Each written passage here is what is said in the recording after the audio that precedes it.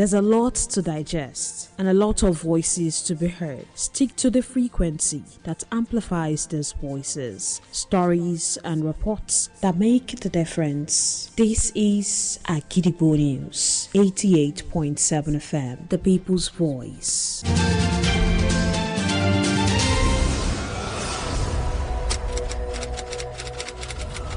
This is Kunle Amzat Studio, Agidigbo 88.7 FM. Welcome to News Around the World.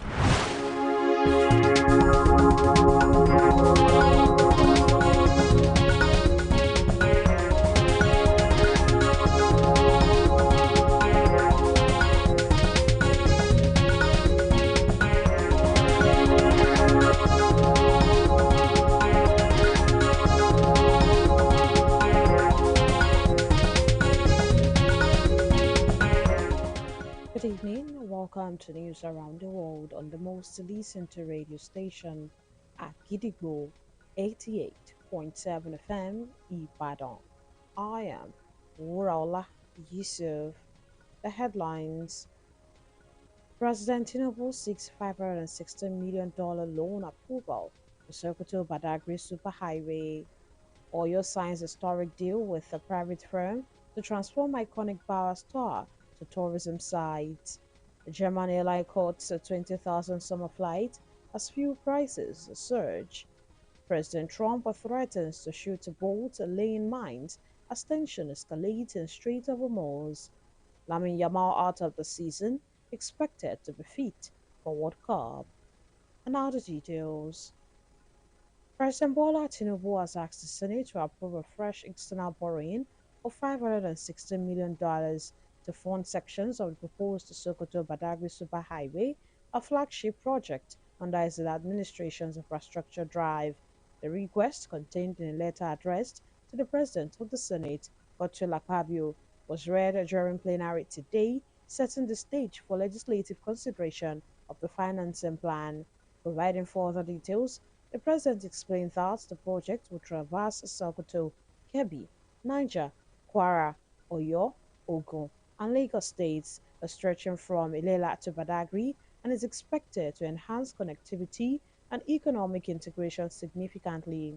President Tinubu also noted that the project is expected to enhance the north-south connectivity and road safety, improve network performance along the corridor, reduce logistics costs and travel time, facilitate trade and strengthen food security, and promote national integration by linking production zones to markets and ports. For decades in Nigeria, a local saving method called Ajo among Yoruba people has quietly supported traders, artisans, small business owners, and middle-class families. From market stalls to neighborhood streets, Ajo continues to serve as a trusted financial lifeline, especially for those with limited access to formal banking. But as digital finance grows, questions are beginning to emerge about its relevance, adaptability, safety, and future. In this report, Agidigbo FM News correspondent Rodiat Amzat examines whether this traditional saving system can withstand the pressures of an evolving financial landscape. Before local banks were introduced in Nigeria, people used simple and traditional ways to save their money in their daily lives. Many kept their savings in a safe box known as a kolo, while others entrusted their money to individuals and arrangements that sometimes let loss if the person absconded with the funds.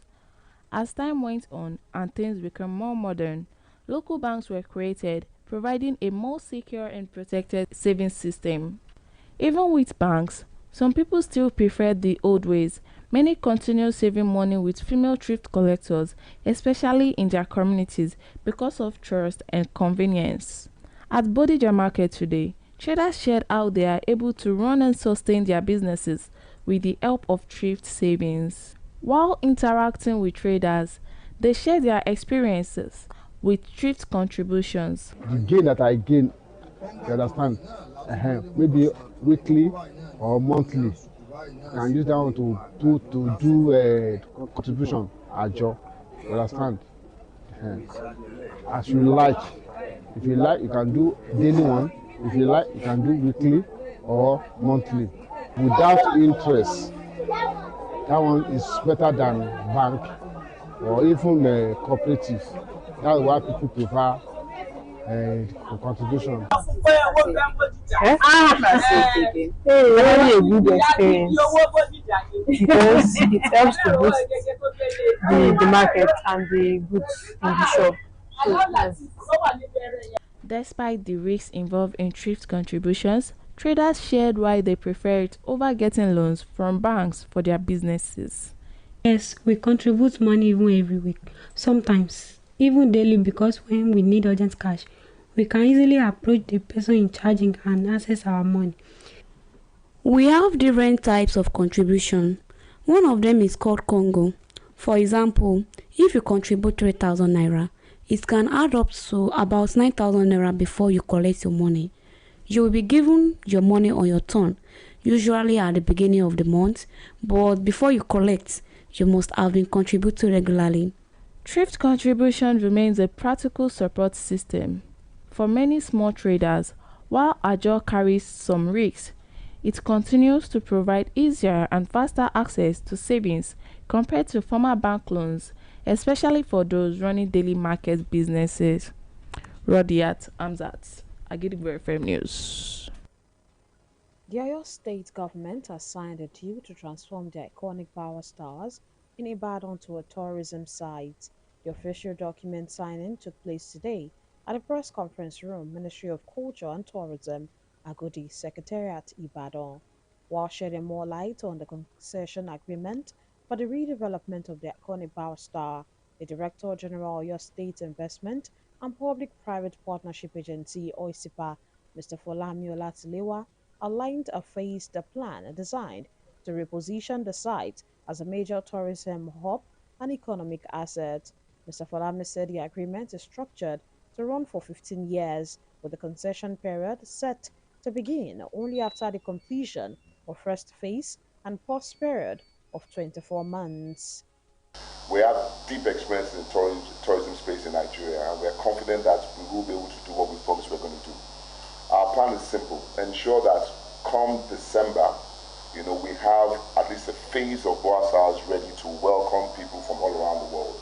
So when we talk to 30 December, it's not only going to be Lagos, Ibadan is going to be a place that Nigerians and people from diaspora are coming, and they see this as a place they want to be. So it's exciting for us. So we're here, we're excited, and we can promise you that come December, whenever people are talking about where to visit in Nigeria, Boasa will be a place that people will come to, and we'll all be here to celebrate. Remark the managing director of the private firm, Obafela Bankulema, who led other members of the company alongside Adekombi Ademiluye and Larry Olagunju, commended the Makinde-led government for its merit-based approach to awarding contracts, noting that he never knew nor met anyone outside the advertorial that prompted his company's applications before it was awarded the deal.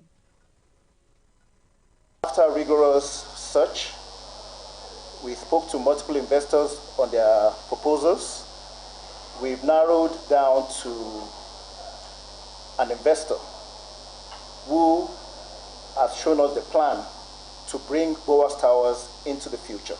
This concession is going to update the facility to a world-class, present-day facility. It's going to add to another place that citizens and foreigners to Oyo State can come, see, enjoy, and experience Oyo State. Present at a brief event were the Chief Press Secretary and Special Advisor on the Media to the State Governor, Dr. Sulaimon Olariwaju, the Permanent Secretary of the Ministry, Rotimi Babalola, and other top management staff. The Oyo State Police Commander said two persons sustained gunshot injuries during a foiled kidnap attempt at the Old Kara area, Bodija, in Ibadan North, a local government area of Oyo State. The State Police Public Relations Officer, DSP Olayinka Anyolade, has said in a statement in Ibadan, the state capital, today that the incident occurred on Tuesday evening, where he explained that the swift response of security operatives, aided by local hunters, prevented the armed assailants from executing what authorities believe was a planned abduction. The State Commissioner of Police, CP Abimbola Yodechi Olubenga, has ordered the deployment of additional personnel to vulnerable areas to reinforce security and deter further criminal activities, while assuring residents that investigations are ongoing to track down and prosecute those responsible. The command residents further urged to remain vigilant and promptly report suspicious movement as authorities intensify efforts to curb kidnapping and other violent crimes across the state. Now it is time to link up with our United Kingdom studio for the foreign news. News from Kele Amza Studio, Agidigbo FM, United Kingdom. I am Zikrot Fasasi. European spy agency warns that Russia is preparing for war with North Atlantic Treaty Organization NATO and could be ready to attack within a year of ending its invasion of Ukraine. A report from the MIBD, the spy agency of the Netherlands, has established that Russia is still the biggest and most direct threat to the continent and is already preparing possible conflict with NATO. MIBD leader Peter Rising said China's cyber operations are very capable as they are organized in a complex way, and Russia is becoming more confident in its ability to hit military and civilian targets in the West as a result of its growing ties with China, and added that as much as China is keen to learn from Russia's combat experience, Russia also wants to benefit from Chinese export to support its arms industry. However, NATO has been advised to make a proactive approach to avoid being caught unprepared. German airline Lufthansa will cut 20,000 European short-haul flights over the summer as fuel prices surge. Lufthansa announced yesterday that the action would save roughly 40,000 metric tons of jet fuel through its flight cuts, and majority of which will come from the closure of its CityLine service. Although International Energy Agency also warned last week that Europe could run out of jet fuel in weeks, but the United Kingdom government and airlines said they are not witnessing a disruption in supply for now. Analysts has thereby warned that travelers should expect further ticket price rises, and the firm will either refund affected passengers or book them onto alternative flights with one of its other airlines if possible as the conflict continues. And that ends the news from Kele Amza Studio, Agidigbo FM, United Kingdom. I am Zikrot Fasasi. Welcome back. We shall also be moving to our Maryland studio, United States, for more foreign news. News from Kule Amzat Studio, Agidigbo FM, United States. I am Oluwatosin Soya. U.S. President Donald Trump has ordered the Navy to destroy any Iranian boats found placing mines in the Strait of Hormuz. Meanwhile, Iran's chief negotiator said Tehran has begun collecting revenue from tolls imposed on ships transiting the strait. Both sides view the critical waterways as central to ongoing negotiations, with oil prices rising again amid the escalating standoff. Trump also said there is no set deadline for ending the conflict with Iran, the ceasefire, or Tehran's response to his call for a peace proposal. He voiced frustration, suggesting Iran lacks clear leadership. The United States is set to host the second round of talks between regional powers today as a fragile ceasefire in Lebanon continues to be tested by clashes involving Israel and the Iranian-backed group Hezbollah. U.S. Senate Republicans on Thursday voted to advance a $70 billion funding plan for immigration enforcement agencies, including Immigration and Customs Enforcement, ICE, and Border Patrol, brushing aside Democratic calls for stricter oversight of agents and their operations. The measure passed 50 to 48 in a pre-dawn vote, with Republican senators joining Democrats in opposition. The non-binding budget resolution now heads to the House of Representatives, marking a key step towards ending the partial shutdown that has affected the Department of Homeland Security since mid-February. If approved, congressional committees will begin drafting detailed legislation outlining how the funds will be allocated, which would then require the signature of President Donald Trump. The proposed funding is intended to last through the remainder of his presidency, set to end in January 2029. And that ends the news from Kuliam Zat Studio, Agidigbo FM, United States. I am Oluwatosin Soya. And now the exciting world of sports. Spain forward Lamine Yamal will miss the remainder of Barcelona's season, but is expected to be fit in time for the World Cup. The 18-year-old sustained a hamstring injury in his left leg during Wednesday's 1-0 victory over Celta Vigo, where he signaled to the bench in the 40th minute before falling to the ground after giving Barcelona the lead from the penalty spot.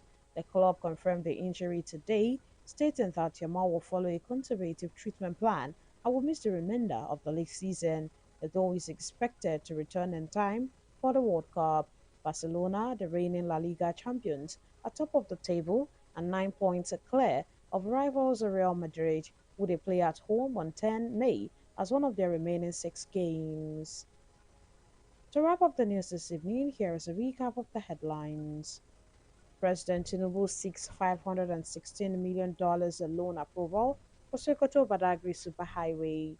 Oyo signs historic deal with private firm to transform iconic Bawa stars to tourism site. The German airline caught a 20,000 summer flight as fuel prices surge.